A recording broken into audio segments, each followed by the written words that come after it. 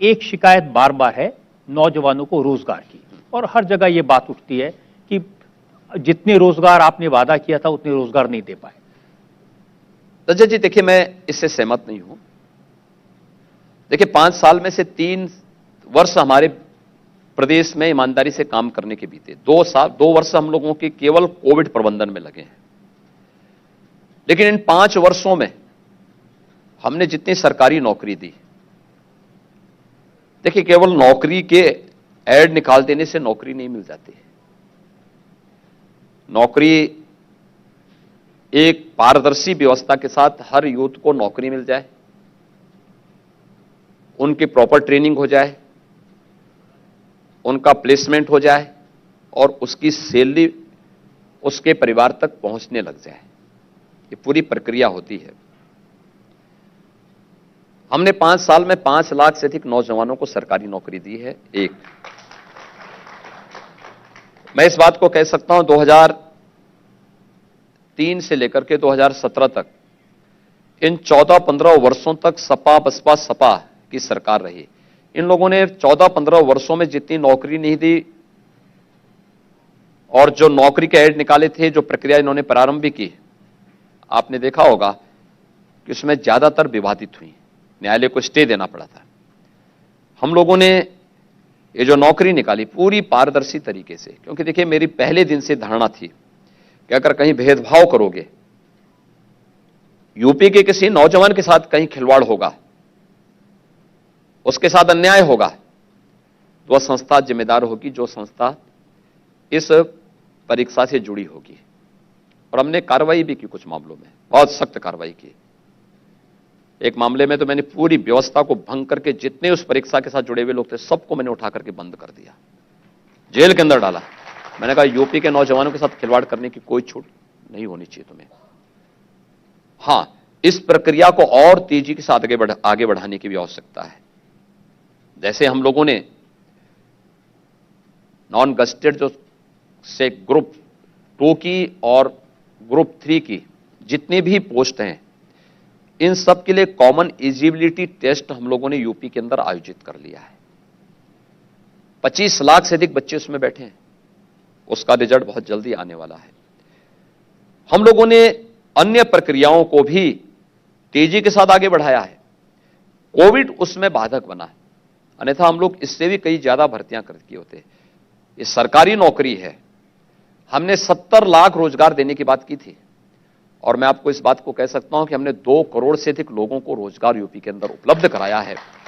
इसलिए उपलब्ध कराया है क्योंकि हम लोगों की जो लॉ एंड ऑर्डर की स्थिति है यूपी के अंदर, इसमें सुधार हुआ है। आज मैं कह सकता हूं कि यूपी के अंदर देश का और दुनिया का हर बड़ा निवेशक यूपी के अंदर निवेश करना चाहता है।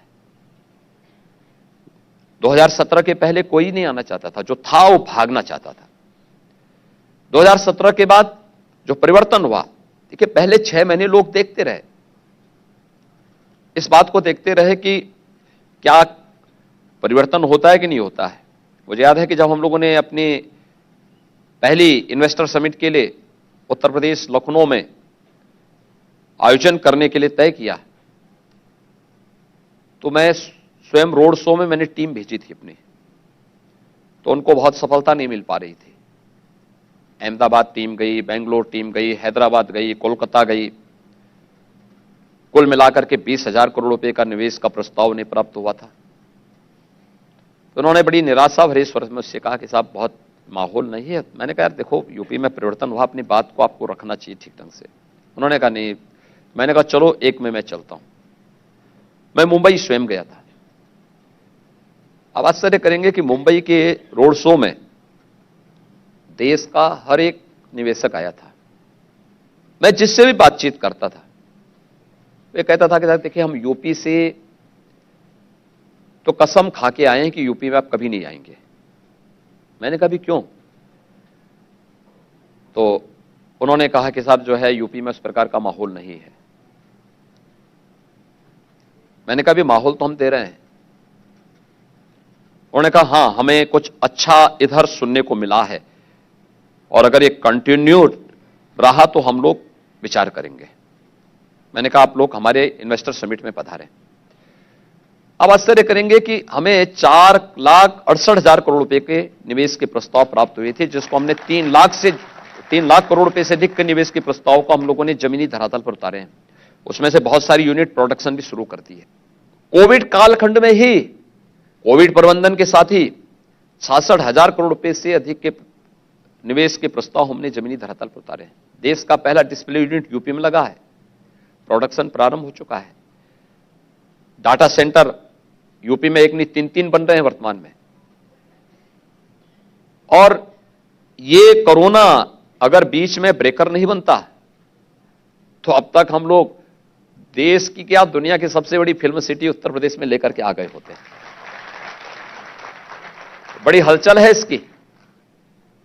हलचल है। मुंबई में भी सुनते हैं, लोग कहते हैं कि आप मुंबई की फिल्म इंडस्ट्री को यहां ले आएंगे, मुंबई वालों को नुकसान पहुंचाना चाहते हैं। नहीं, हम लेके नहीं आएंगे, हम तो अपने यहां स्थापित कर रहे हैं और ये दुनिया की होगी।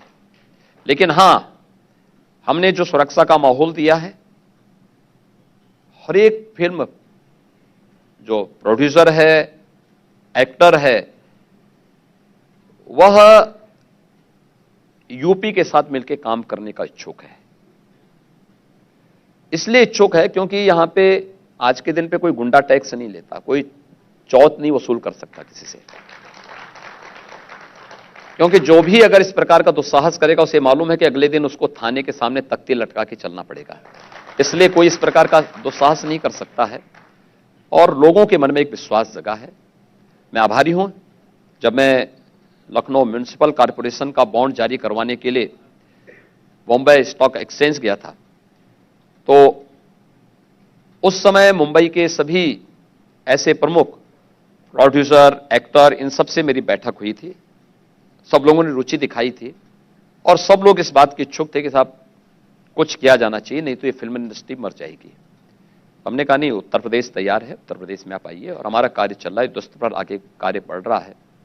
मेरा विश्वास है कि यूपी के लिए एक नया अवसर होगा जब उत्तर प्रदेश इसमें बहुत कुछ देने की क्षमता होगा। लोक परंपरा, लोक संस्कृति से लेकर के वैश्विक स्तर की अच्छी फिल्में यूपी के माध्यम से देश और दुनिया के अंदर जा पाएंगी।